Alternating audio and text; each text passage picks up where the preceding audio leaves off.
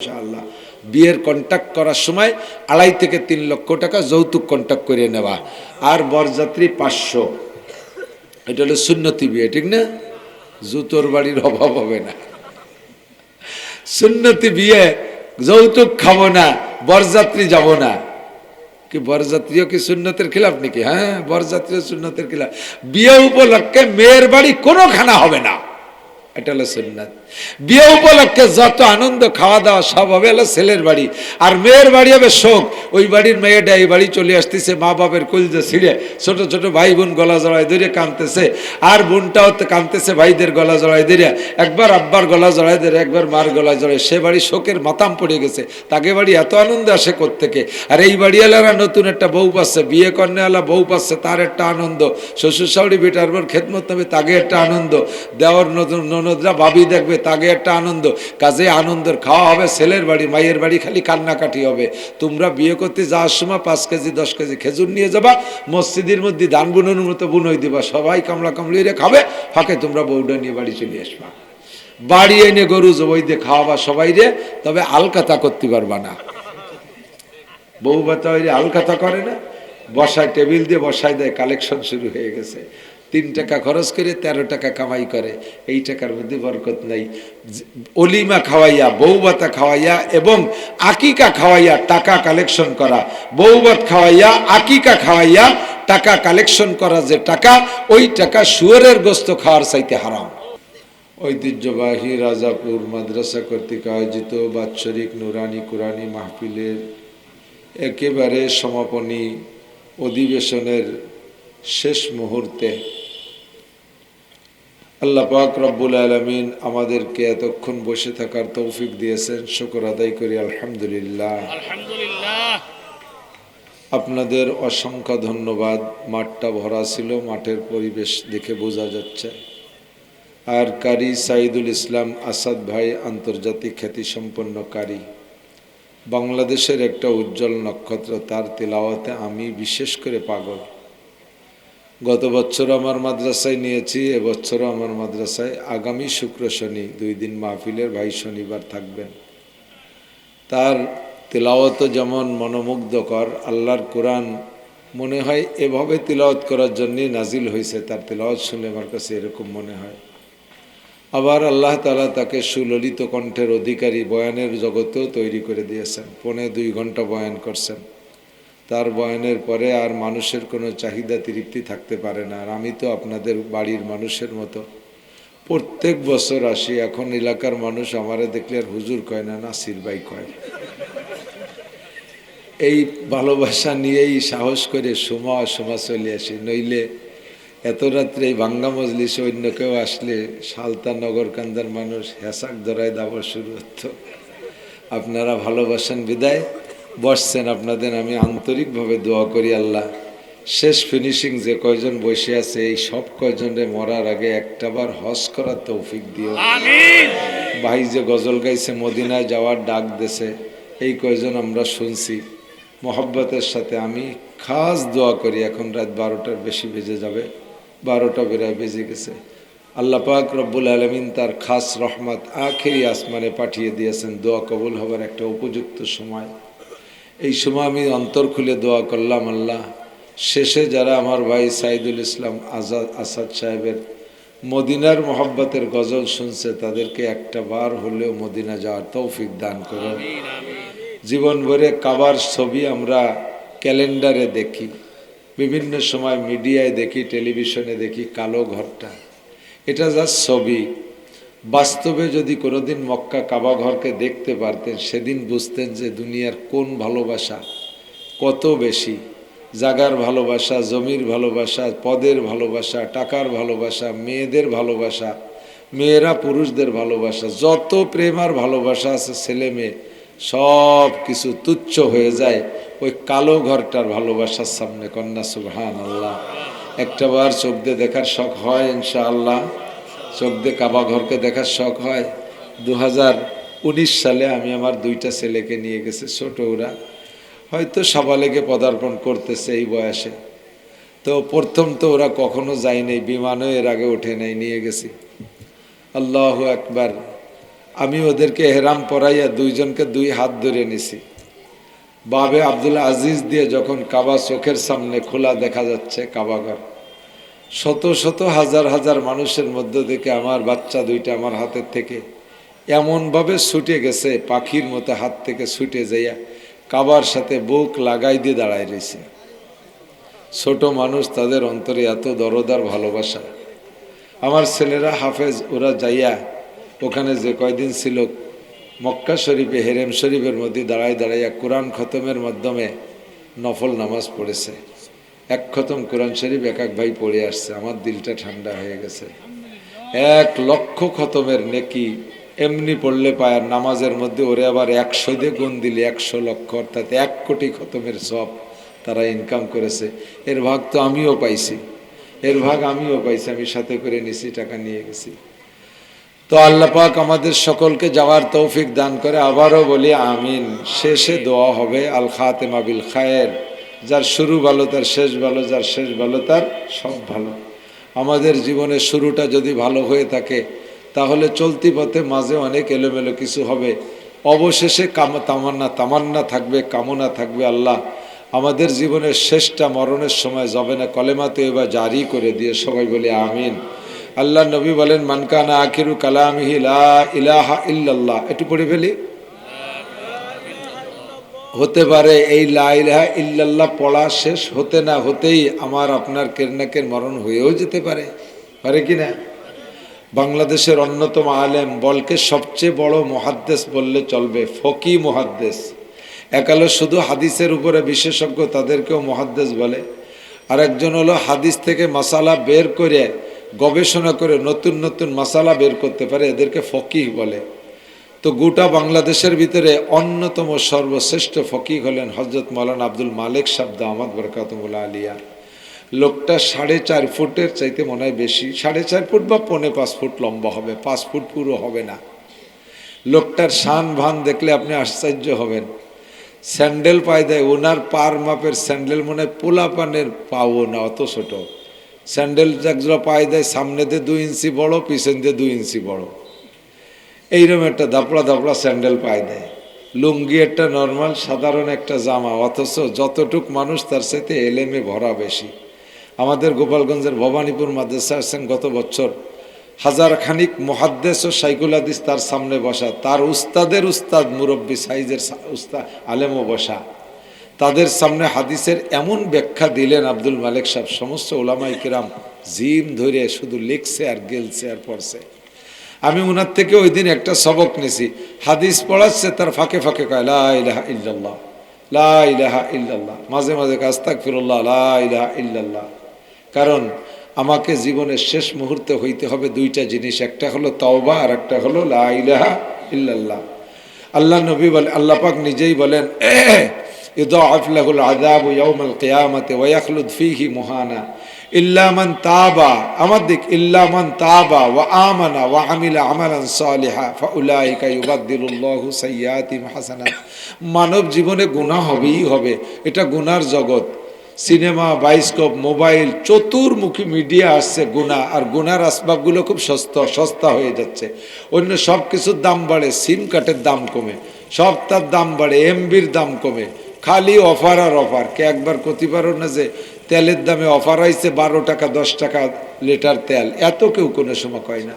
সব তার দাম বাড়ে, খালি মোবাইলের ফাংশনের দাম কমে, যাতে চরিত্র ধ্বংস করতে পারে। কতক্ষণ না গেল এভাবে গুনার জগতে চতুর্মুখী আক্রমণ চলতেছে আমাদের ঈমান ধ্বংস করার জন্য। এই মুহূর্তে আমাদের অবশেষে আল্লাহ পাক বাঁচার একটা উপায় দিয়েছে, বান্দা হুশ থাকতে, জ্ঞান থাকতে, গুনাহ করার এনার্জি থাকতে। আমার দিকে খেয়াল করতেছেন আপনারা নাকি মোনাজাতের অপেক্ষা করতে? মোনাজাত তো করবো, আমি যে কি ওইরে আইছি তা শুনলে আর আমারও ওয়াজ করতে দিতেন না, কতেন যে হুজুর খাইয়ে দিয়ে শুয়ে তাই না। দিন ভরে আল চড়ছি, এরপরে রাতভর মলন বলছি, শেষে এনে আইছি। এখন আর শরীরে রসকস কিচ্ছু নেই। সেই কালকে না কবে যেন খাইছি, তার ফাঁকে খাইছি কিনা তো আমার মনেও নাই, নাড়িও হজম হয়ে যাচ্ছে। শুধু শফিক সাহেবের ইজ্জত রক্ষার্থে আর এই মাঠটা আমার ধরে রাখার জন্য, কারণ এর সব খালি হয়ে গেলে সে কোন যে চষে মুছে খাইয়ে বেড়াবো, সেই জন্য শেষকালে অবরবেলা এসে ধরছি। সোয়া যখন দিছি চারটে খাতি না দিয়ে পারবে না, একটু বসেন, দোয়া আমি করে দেব। তো সংক্ষেপে শেষকালে একেবারে শেষ সবকটা দিয়ে দেই, সারা জীবনও যদি গুনাহ করেন তবে গুনাহ করার এনার্জি থাকতে তওবা করতে হবে। গুনাহ করার এনার্জি থাকতে তওবা করতে হবে। যে সময় আপনার গুনাহ করার এনার্জি নাই সেই সময় আস্তাগফিরুল্লাহ পড়ে লাভ নাই। পুলিশের চাকরি যতকাল ছিল ততদিন তওবা করে নাই, রিটায়ার্ড করে এসে কয় আল্লাহ তোমার পায়ে ধরে, আল্লাহর কিরে জীবন আর ঘুষ খাবো না। আল্লাহ কয় কেন খাবো না? কয় চাকরিতে রিটায়ার্ড করছি এই জন্য গুনাহ, আমি আর ঘুষ খাবো না। আল্লাহ কয় চাকরি থাকতি তো তওবা করলি না, ফাজা ফাজা টাকা আসে ওই সময় তওবা করলি কাজ হতো, কতক্ষণ না কেন? মেম্বার যতদিন মেম্বার রয়েছে অতদিন তওবা করে নাই, ফেল করার পরে কয় আল্লাহ আর কোনোদিনও ভিজিয়ে কাটবে সে টাকা খাবো না।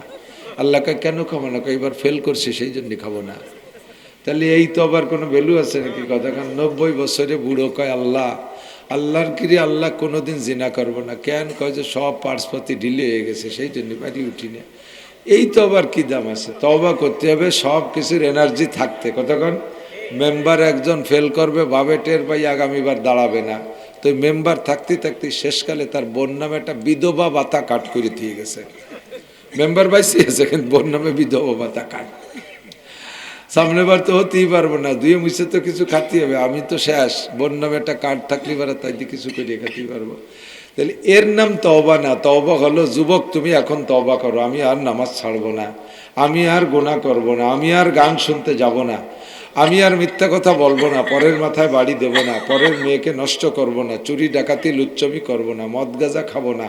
যে সময় আমার আপনার গুনাহ করার এনার্জি আছে এই মুহূর্তে একটু তওবা করে ফেলতে হবে, কারণ এনি টাইম মরণ আমার পিছনে ঘুরতেছে। প্রত্যেক রাত্রে একবার মরি, আল্লাহ তাআলা মেহেরবানি করে সকালে বাঁচায় দেয়। প্রত্যেক রাত্রে একবার মরি, বিছানায় যে ঘুমান কিসের দোয়া? আল্লাহুম্মা ইন্নী আনুমু, এই কর নাকি? আল্লাহুম্মা ইন্নী আনুমু ওয়াস্তাইকিজ, আল্লাহ আমি ঘুমোচ্ছি আমারে সজাগ করে দিও, এ দোয়া পড়ি না। আল্লাহুম্মা বিসমিকা আমুতু, আমুতুর মানে কি? আমি মরিতেছি, আমি তোমার নামে মরিতেছি। ওয়াহিয়া, বাঁচলেও তোমার নামে বাঁচবো। আবার ঘুম থেকে উঠে কি দোয়া পড়েন? আলহামদুলিল্লাহিল্লাযী আহয়ানা বাদামা আমাতানা ওয়া ইলাইহিন নুশুর। সব প্রশংসা ওই আল্লাহর, যে আল্লাহ আমাকে 6-8 ঘন্টা মেরে রাখার পরে আবার বাঁচাই দিয়েছেন। আবার ওই আল্লাহর সামনে কিয়ামতের ময়দানে আমাকে উঠতে হবে, কি হবে না? এই জন্য প্রত্যেক রাত্রে ঘুমের সময় আমি যেহেতু এই ঘুমটাই মরণের অঙ্গীকার করে ঘুমাচ্ছি, আমার এই ঘুমটা মরণ হয়েও যেতে পারে। আপনাদের সকলে 2-10টা গল্প জানা থাকতে পারে যে নিজস্ব এলাকার ভিতরে একটা লোক রাত্রে ঘুমাইছে আর সকালে ঘুম থেকে উঠে নাই, ওই ঘুমই তার স্থায়ী ঘুম হয়ে গেছে। এরকম খবর আছে না 2-4টে জানা? এই অ্যাক্সিডেন্ট তো আমার নামেও হয়ে যেতে পারে, পারে কি পারে না? কাজেই ঘুমের সময় তওবাটা হতে হবে ফ্রেশ। আস্তাগফিরুল্লাহ, একটু বলেন না আস্তাগফিরুল্লাহ রব্বি রব্বি মিন কুল্লি জামবিন, মিন কুল্লি জামবিন, এভাবে জামবিন বলেন। যখন ওর সাথে মিলেবো জামবিউ কইতে হবে আলাদা আলাদা করে। মিন কুল্লি জামবিন ওয়া আতুবু ইলাইহি, সব গুনাহ থেকে ক্ষমা চাই আল্লাহ, সব গুনাহ থেকে। আজকে রাত্রে বিছানায় যে ঘুমাবো আমি মরে যেতে পারি, কাজে আর আমার তওবা করার সুযোগ হবে না, আর আমার কলেমা পড়ার সুযোগ হবে না। আমাকে শেষবারের মতো তুমি মাফ করে দাও। আমার লজ্জা লাগতেছে, আমি যে কতবার এমন তওবা করছি আর তওবা ভঙ্গ হয়ে গেছে। বুজুর্গানে দিন বলেন, গুনাহে বেআদদ রাবার বস্তাম, গুনাহে বেআদদ রাবার বস্তাম, हजारा बार तौबा का शिकस्तम, गर गुनाहानम बेबख्शी मुक्तजाए रहमतास्त, और बगैरी पसमनम बेशकुबत राजदीर। 1000 বার গুনাহ করেছি, তওবা করেছি, ভঙ্গ করেছি, আবার তোমার কাছে আসছি। আমাদের কোনো কালী নাই, দুর্গা নাই, সরস্বতী নাই, লক্ষ্মী নাই, আমাদের 33 কোটি দেবদেবী নাই, আমাদের আছে একমাত্র আল্লাহ তুমি। লা ইলাহা ইল্লাল্লাহ, লা ইলাহা ইল্লাল্লাহ। এ আমার বুড়ো বাবারা পড়েন লা ইলাহা ইল্লাল্লাহ, লা ইলাহা ইল্লাল্লাহ। একবার পড়লে আমলনামায় 4000 নেকি লেখা হইয়া যায়। তামলাউ মা বাইনাস সামাই ওয়াল আরদ, আসমান আর জমিনের মাঝখানের ফাঁকা জায়গাটা নেকি দ্বারা ভরপুর হয়ে যায়। লা ইলাহা ইল্লাল্লাহ মুহাম্মাদুর রাসূলুল্লাহ। অন্তর থেকে তওবা পড়া অবশেষে লা ইলাহা ইল্লাল্লাহ যদি কলেমা পড়ে মরতে পারেন, আল্লাহর নবী কয় ফাদাখালাল জান্নাহ, ওই লোকটা যেন জান্নাতে চলিয়াই গেল। তার জান্নাতে যাইতে শুধু মরণটা বাধা। মৃত্যু হওয়ার সঙ্গে সঙ্গে তার কবরে জান্নাতের দরজা খুলে দিবেন। আল্লাহ পাক রব্বুল আলামিন বলবেন, আপনি কি বলা হয়, আলবিসুহু মিনাল জান্নাহ ওয়া আফরিসুহু মিনাল জান্নাহ ওয়াফতাহু লাহু বাবানিল জান্নাহ।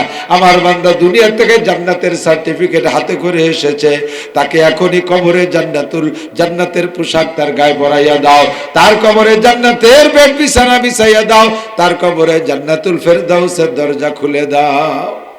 ফায়ুফতা, খুলে দেওয়া হবে। আমি আব্দুল মালিক সাহেবের হাদিস পড়ানোর ফাঁকে ফাঁকে এই আমলটা দেখেছি, কারণ উনিও তো মুহাদ্দিস, বড় মুহাদ্দিস, জানে যে যার শেষ কলেমা হবে লা ইলাহা ইল্লাল্লাহ। কাজেই হাদিস পড়ায় আর ফাঁকে ফাঁকে কয় আস্তাগফিরুল্লাহ, লা ইলাহা ইল্লাল্লাহ, আস্তাগফিরুল্লাহ। অন্তর থেকে পড়লে বিগত জীবনের সব গুনাহগুলো আল্লাহ তাআলা নেকি বানায় দেয়। আহা, কন্যা টু সুবহানাল্লাহ। নাকি কষ্ট হয়ে গেছে বলে কাল সকালে কবেন সুবহানাল্লাহ, কাল সকালে কবেন সুবহানাল্লাহ, এখন একটু কন সুবহানাল্লাহ। সব গুনাহ নেকি হয়ে গেছে, কন্যা সুবহানাল্লাহ। এই তওবা করছেন অন্তর থেকে, আর গুনাহ করব না, বলেন আর গুনাহ করব না। সব গুনাহ থেকে তওবা করে আপনি টিকে থাকতে পারবেন কিনা, এই জন্য দুটো তিনটে গুনাহ থেকে আপাতত তওবা করি। পারা যাবে? 1 নম্বরে আর নামাজ ছাড়বো না। না, তাও সাহস পাচ্ছে না। কতি সাহস হয়? বলেন 5 ওয়াক্ত নামাজ পড়বই ইনশাআল্লাহ। আমি কইছি পড়বই, আর উনি কয় ইনশাআল্লাহ। উনি নামাজ পড়বো তা কই নেই, কিন্তু উনি খালি ইনশাআল্লাহ কইছে। বলেন যে আমি ইনশাআল্লাহ বলবোই, ইনশাআল্লাহ, ইনশাআল্লাহ বলবোই, ইনশাআল্লাহ, না নামাজ পড়বোই ইনশাআল্লাহ, নামাজ পড়বোই ইনশাআল্লাহ ওয়াক্ত পাইলে, নামাজ পড়বোই ইনশাআল্লাহ ওয়াক্ত পাইলে, রোজা রাখবোই ইনশাআল্লাহ রমজান পাইলে। ঠিক আছে তো? হজ করবই ইনশাআল্লাহ মাল হইলে, যাকাত দেবই ইনশাআল্লাহ মাল হইলে। ঠিক আছে তো? দাড়ি রাখবই ইনশাআল্লাহ বুড়ো হলি। দাড়ি রাখার সিদ্ধান্তে এখনই রেখে ফেলেন। আমি পড়েছি মান কানা ইউরিদু হারসাল আখিরা, আখিরাতের ক্ষেত যে চাষ করে আল্লাহ কায় নাজিদ লাহু ফি হারসিহি। এই চলে আইছে জায়গা মতো। যে ব্যক্তি আখিরাতের ক্ষেত চাষ করে, যে জায়গায় চাষ করবেন ওই জায়গায় আল্লাহ বাড়াই দেয়। আখিরাতের ক্ষেত কোন জায়গা? সালতার চক, নগরকান্দার চক, বলমারির চক, কোন জায়গা আখিরাতের ক্ষেত? আপনার বডির থেকে নিয়ে মরণ পর্যন্ত সব জায়গা আখিরাতের ক্ষেত।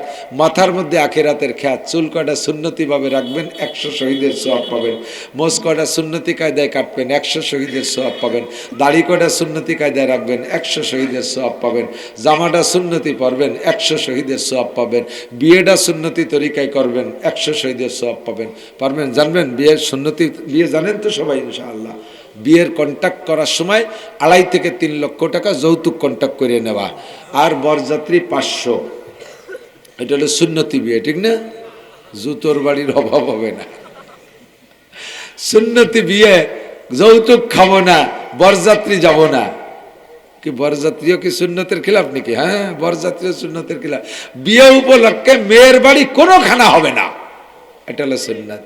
বিয়ে উপলক্ষে যত আনন্দ খাওয়া দাওয়া সব হবে হলো ছেলের বাড়ি, আর মেয়ের বাড়ি হবে শোক। ওই বাড়ির মেয়েটা এই বাড়ি চলে আসতেছে, মা বাপের কলিজা ছিঁড়ে, ছোট ছোট ভাই বোন গলা জড়াই ধরে কাঁদতেছে, আর বোনটাও কাঁদতেছে ভাইদের গলা জড়াই ধরে, একবার আব্বার গলা জড়াই ধরে, একবার মার গলা জড়াই। সে বাড়ি শোকের মাতাম পড়ে গেছে, তাকে বাড়ি এত আনন্দ আসে কোত্থেকে। আর এই বাড়িওয়ালারা নতুন একটা বউ পাচ্ছে, বিয়ে কন্যাওয়ালা বউ পাচ্ছে, তার একটা আনন্দ। শ্বশুর শাশুড়ি বেটার বোন খেদমত নেবে, তাকে একটা আনন্দ। দেওয়ার নতুন ননদরা ভাবি দেখবে, তাকে একটা আনন্দ। কাজে আনন্দের খাওয়া হবে ছেলের বাড়ি, মায়ের বাড়ি খালি কান্নাকাটি হবে।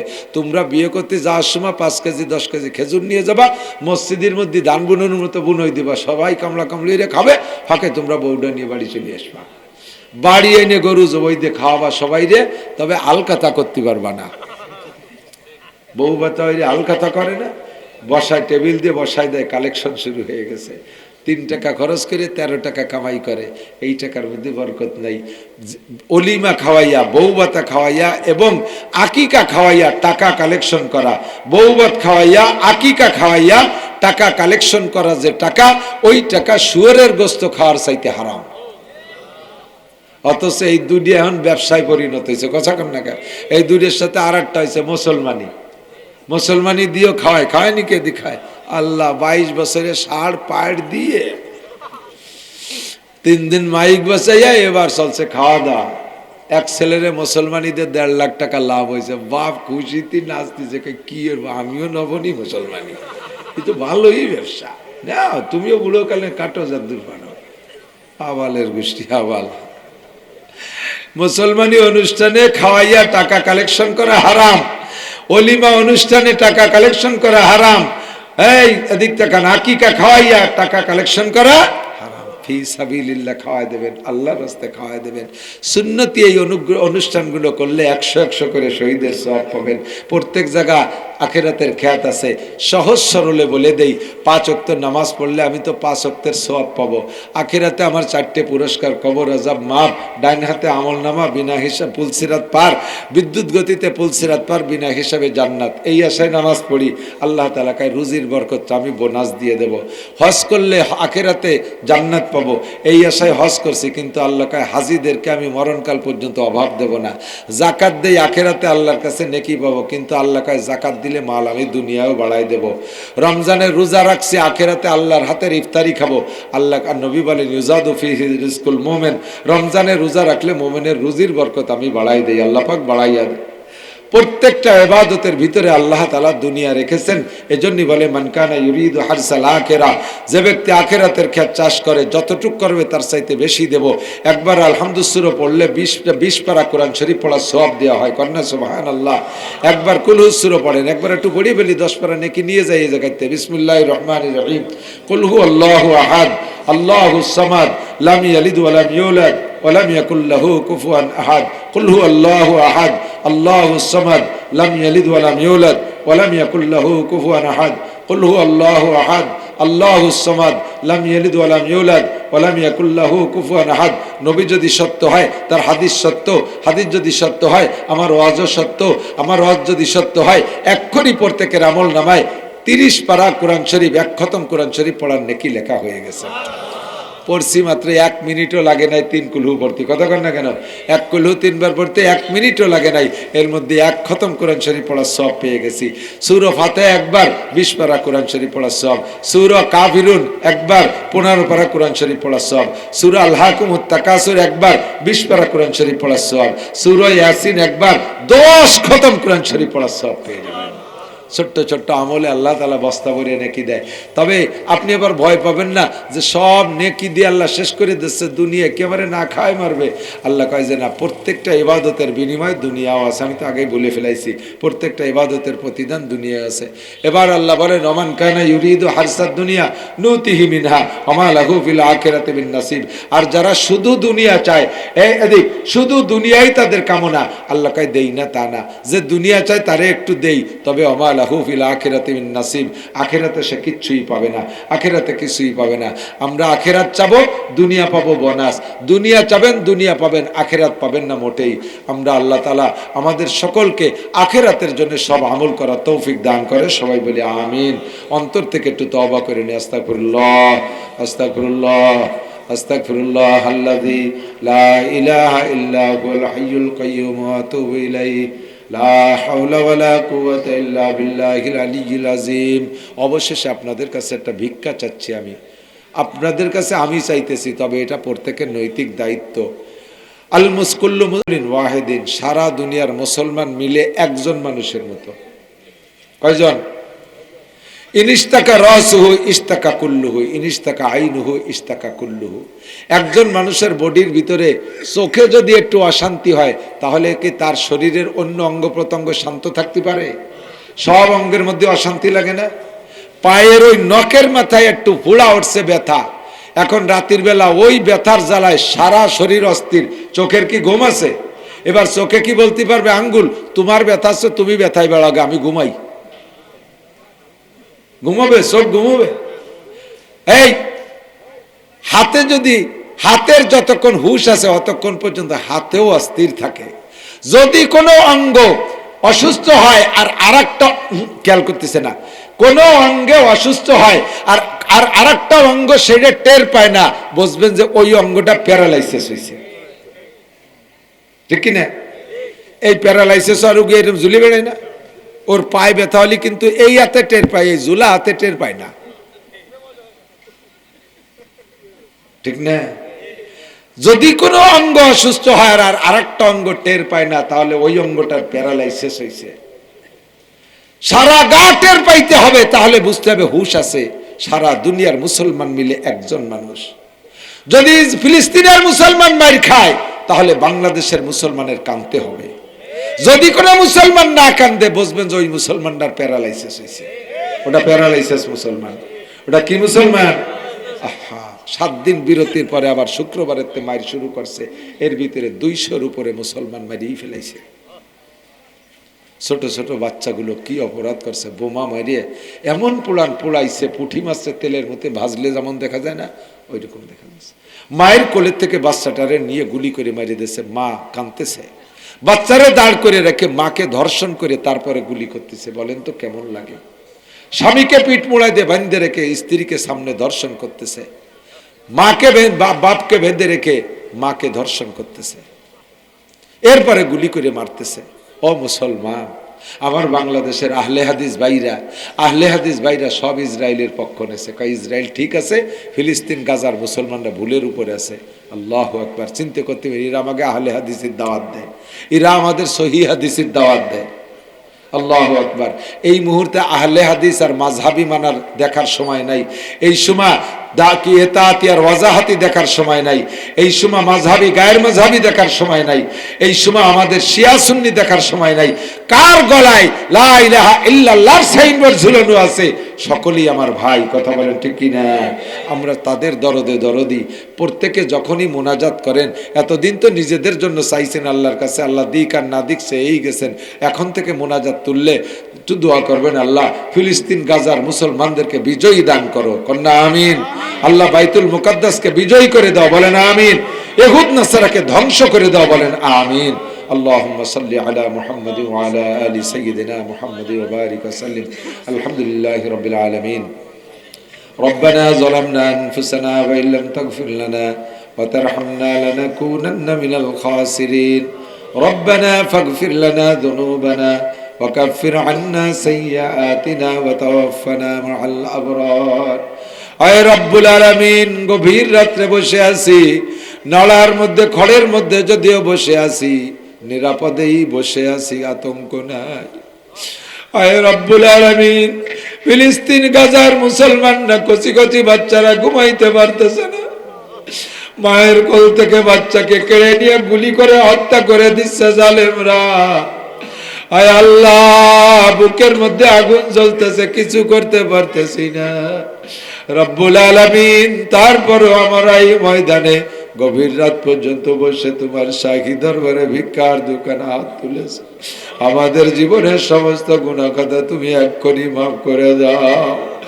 গুনাহে বেআদদরা বার বস্তাম, হাজারা বার তওবা শিকস্তাম, गर गुनाह नम बख्शी मुक्तजाए रहमतास्त और बगैरी बसमनम बेशक उक़ूबत राजदी नैज़े आज बहर बुराम आज सैले हौलनाक कश्ती हमचू हंसते अंदर दस्ते हमचू तू नसीब आज से वो जुर्मा कर दावा से निस्ते मारा गैर तू दे गर कसे बजुज रहमत पने निस्ते या रब बजुज गुफरत सहारे निस्ते या रब। अल्लाह रब्बुल आलमीन, तुम्हार दरबार सारा दरबार नहीं। সারা জীবন গুনাহ করেছি, কতবার তওবা করে ভঙ্গ করেছি, আজকে শেষবারের মতো তওবা করেছি, তুমি আখেরিবারের মতো ক্ষমা করে দাও। আমাদের আব্বা মা দাদা দাদি নানা নানি জনম দুঃখিনী মার কোনদিন মাকে ডাক দিতে পারবে না এমন এতিম এই ময়দানে বসে আছে। আব্বা ছাড়া সন্তান এখানে বসে আছে, আব্বা কবরে চলে গেছে। মরহুম আব্বা মার পক্ষে ক্ষমা চাই, তুমি মাফ করে দাও। আমাদের জন্মের পরে দাদা দাদি নানা নানি কত আনন্দিত হয়েছিল কোলে কাকে করে লালন পালন করে। আমাদের এই মহান মুরব্বীরা কবরে চলে গেছে, আল্লাহ তুমি তাদেরকে ক্ষমা করে দাও। আমাদের আপনজন যে যেখানে কবরে শুয়ে আছে, আল্লাহ এই গভীর রাত 12টার পরে তোমার কাছে হাত তুলেছি, এলাকার সমস্ত কবরবাসীর কবর আযাব তুমি এক্ষুনি বন্ধ করে দাও। আমরা যারা দুনিয়ায় বেঁচে আছি, আমাদের জান মাল ইজ্জত আবরু তুমি হেফাজত করো। সারা দুনিয়ার কাফের মুশরিকরা এখন বাংলাদেশের দিকে কুদৃষ্টিতে তাকাচ্ছে। এদেশে আলেম উলামা তালবি আলিম বেশি, হাফেজে কোরআন আলেমে হাদিস বেশি, এদের দিকে কুদৃষ্টি, এদেশে ইসলাম থাকতে দেবে না ষড়যন্ত্র চালাইতেছে।